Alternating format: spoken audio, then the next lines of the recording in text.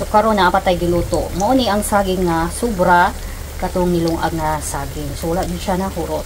So karon ako siyang gi-slice kay gisundod na ko siya dito sa akong gilutuan nga barbecue. So papula-pulahon lang nato tapos butangan lang nato siya og sugar gamay kasi sayang din yung ating saging. Ilang piraso din to? 1, 2, 3, 4. So 5 piraso na iwan sa atong nilungag na saging. So sayang din. Ayan. So gusto kasi ng mga bata yung barbecue.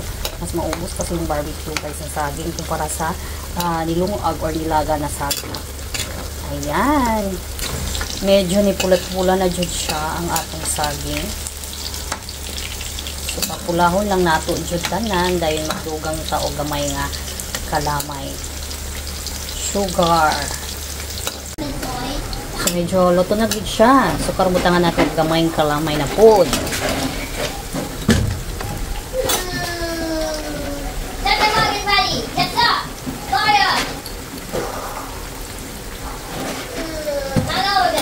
Okay, so mix na to. Okay na niya.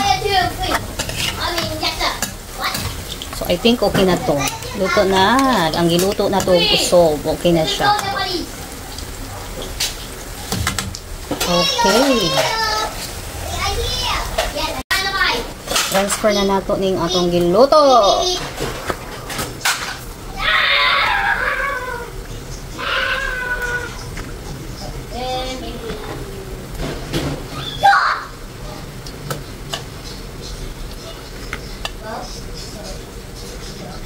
Init kaayo gaso-aso.